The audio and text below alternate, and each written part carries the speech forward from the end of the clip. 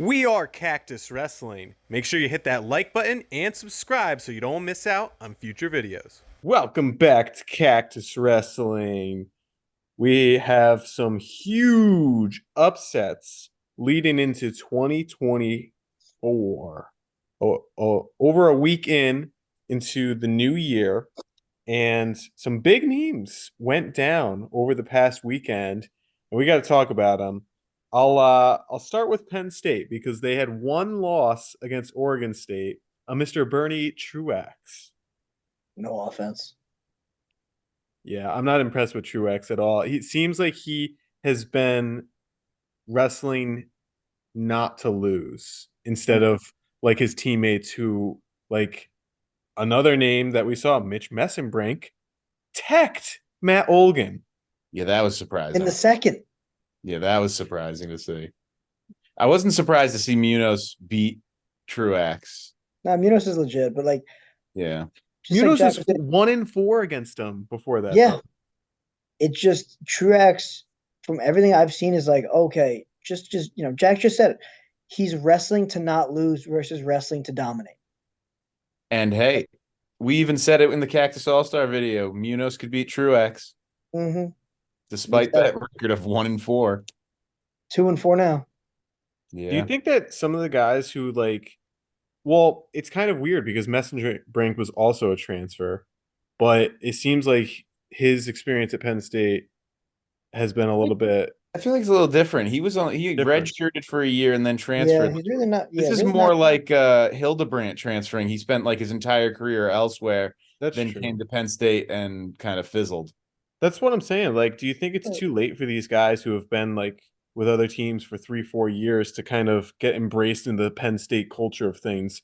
Like, obviously, Brooks, Starachi, we're seeing it with Messenbrink. We're seeing it with Greg Kirklia. These guys are dominating their opponents.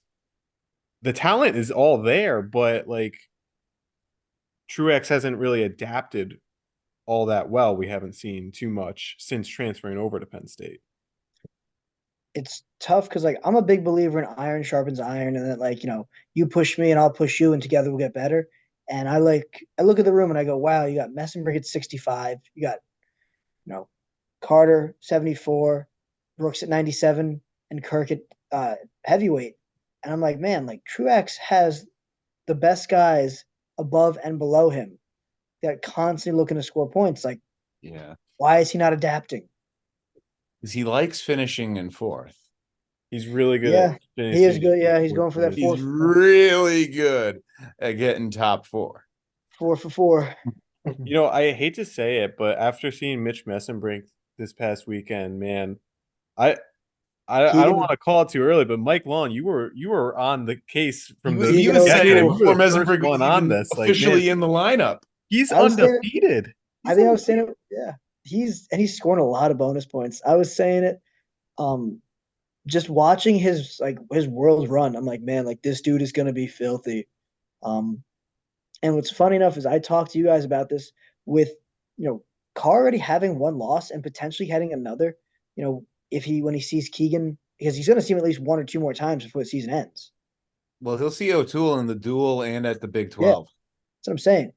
We could potentially have a semis that features David Carr and Keegan O'Toole on the same side because of the way seeding works for NCAAs. Well, because you have Isaac Olenek and Julian Ramirez. Well, Olenek's in the Big 12. I'm just saying. Could you imagine if Carr lost to Olenek at the Big 12? Olenek beats Keegan and Carr in the same Big 12 tournament. Oh, that Olenek. So Julian Ramirez's only loss is to Olenek 4-2 at Cliff Keen. Yeah. Yeah. But yeah, I could see Mitch Messenbrink really throwing a wrench. Like, let's say Messenbrink wins the Big Ten. Like, what is the seeding at NCAA is going to be? Like, imagine O'Toole and Carr swap matches. Yeah. Well, Messenbrink's the top seed. Messenbrink could potentially be the top seed. Could be. That'd be wild. No. Well, Drop a comment down below. What's going to happen at 165? Because it's starting to get very interesting as Mitch Messenbrink continues to show that he is here. He's not going away. Yeah, Uh, he's not afraid to deem him. Speaking of other newcomers, Meyer Shapiro seems Another to freak. have come back. Tech falling Patty Gallagher and then injuring Bryce Andonian. Yeah, that was pretty impressive that he teched Patty Gallagher because Gallagher's usually pretty like tough to score on. Yeah, he's pretty stingy. So It that, was a that was 15-0 tech. Like he dominated him from top. yeah, he just worked him. Yeah, that was great. But I Oh, didn't catch how he injured Yeah. Andonian. I didn't see that match either. How well he screamed out in pain and it didn't look good. Hmm. And Andonia got the first takedown and it was a very scrambly position. And I'm just hoping that he's okay. But man, I What never did he like to injure? see a guy screaming out like that. Leg maybe. Yeah. You couldn't tell what it was injured? I don't know. I couldn't tell. Oh, okay. But 57 is going to be interesting, especially since Levi Haynes almost got upset. Did you guys see that match? Yeah, he definitely was Oh, that's super, right. super close with an unranked kid. I mean, that guy And, was wrestling him the first two yeah, periods and they gassed. Oh, Levi had to come from behind in the third, and you're like, wow, like not what you want to see from a returning national finalist. I mean, yeah, he that's not what he legitimately wants. got taken down off of like reshots, like really Yeah. stingy. Like one of them was like a defensive lat drop that Isaiah Crosby hit on him. And then the other one was just a really slick low single reattack that he took Haynes down on. And but man, he just absolutely gassed. How about even 157? We saw Ed Scott and Ja'Cory Teamer both lose to guys ranked in the 20s this week. Yeah, that's true. Yeah, Corey Teamer. Yeah, you got Chittum, who, Oh, sucks for Iowa to lose a guy like Cody Chittum, who's apparently like doing some really good stuff. Beats Ja'Cory Teamer. Then you yeah, I got mean, Teague Chit's Travis. been tough. He's been having a good season so Yeah, far. he has been. I mean, he was invited to the All-Star Classic Was and he? wrestled there. Yeah. Yeah, it was going to be him versus Levi Haynes. Haynes. Yeah. They both got Oh, injured. Yep. You got Teague Travis that just beat Ed Scott too. You know, you can't sleep on Oklahoma State. They just beat You NC can't. State Yeah. yeah, I dominantly. was not Really, expecting really competitive. it. Dominantly. Yeah. Yeah, that was At awesome. NC State. Yeah, yeah, even that, Pat must have loved that. Freaking How well, about because how what Camacho? I was gonna say, yeah, Kamacho going down again. He's Yeah, just his he's having stock a really just tough time. plummeted. I've never seen a guy that was ranked number one drop as fast and as far as he has. Like, What about Brayton Lee? oh, actually, that's probably a similar trajectory because preseason he was the number one guy, and then I mean he's still around. He's on Indiana's lineup. He has had Oh one yeah. match this year. He's still floating around, just like Brock Mahler's still floating around, and he had that 13-10 match with Andonian, How about right? I'm Yeah, thinking about 157s. Peyton Robb lost too. yeah, That's You right. have the number 3, number 4, number 5 all just lost, and number 1 Levi Haynes almost loses too. I mean, what a crazy week for the rankings in 157. 157 was just thinking, yo, let's get a little bit of 125 in our blood here. Like, Yeah. I mean, circling back to 120. Well, we'll come back to 157, but Caleb Smith loses to Jory Volk at Again. 125, and Yeah. Dean Peterson no Yep. longer undefeated. It's a Tyler Klinsky from Ryder. I mean, an unranked guy. Yeah, I mean, it continues the trend of 125 really just being a toss up. Just put all the names in a cup, shake them up, and that's who you're going to pick for nationals. I mean, I guess it's worth Yeah. mentioning since we're talking about it. Do you guys think that Vito and Dayton Fix are going to go down? I don't think it's going to happen. I You want to go wouldn't first? count it out. Dayton's probably waiting to see what Vito does. Yeah, but neither of them have really all wrestled that much. Like Dayton Fix just majored Kairini. Yeah, that was a solid win for him. Like took him apart. Like didn't even sweat. Right. Yeah, 11-3, I think that was Vito like didn't wrestle against Virginia Tech. Yes, that's true. Well, Vito has been the one sitting out most matches. His other teammates actually, went back to form and actually did wrestle. He was the only one that sat out against Ohio State. And it ended up being the swing match. Yeah, yeah. So they would have If needed he Vito to wrestled, beat Buzakis to yep, to win the duel. win the duel. I've made this clear since the whole time. I think that Vito and Dayton's plan has both been dumb. You have Vito who says, "Okay, well, I'm not going to redshirt, but I'm not going to wrestle a full schedule. I'm going to duck tough competitors and not wrestle tough competitors.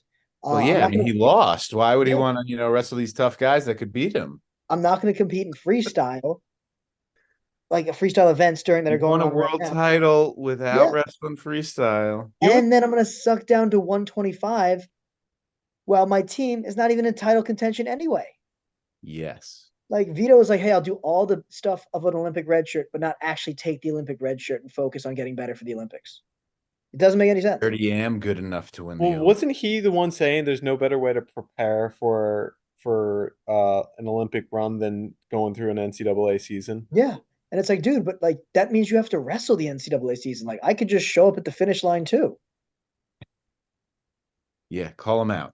You versus Vito. That's the next I match. just look, Vito's an incredible wrestler. I just don't get the point of like, hey man, like let's not do anything, basically red shirt, but not use a red shirt. And then we'll have you sucked down to a weight class that you're either not going to do as well at 125 because you're going to be sucked out, or have to make this super quick adjustment for the Olympics when you're famously known for not holding 57 kilo well. Especially when like Cornell has Brett Unker, who's like, Yeah. And Greg Diakomahalis. Yeah, they got both of them. and Unger Karishi, just who's Cornell's beat backup at Macron up. 133, has not fared well at all. No, he's been doing terrible. I'd argue that Diakomahalis would do better at Yeah. those. I don't see either of them going down to 25. I don't think it makes sense. I mean, It, hopefully Ryan Crookham faces off against them Well, in the duel. how about the other Lehigh guy that just Ostanek. Stanek? Yeah, Stanek. Stanek. Well, we'll see if his red shirt gets pulled. Yeah. Lehigh's got Because some good problems right now. yeah, they got the right kind of problems. Well, did you Except see Connor McGonigal went up to 141 and lost to his teammate? he can't seem to find anywhere in his lineup, and it wasn't even Malik Hines. No. No. He's got to stay at 133 and transfer out. He needs to drop down to 125 and try to beat out Stanek. He should drop down to 125 and transfer to Cornell. Oh, bold call. Bold call. A lot of crazy upsets. Let us know down below what you guys think is going to happen as we are preparing for dual meet season. We're seeing some big dual meets. Iowa versus Nebraska is coming up. That should be a fun one to look out for. Just any Big Ten matchups in general should be fun to look out for. But what do you think is going to happen? Drop it in the comments down below, and thanks for watching.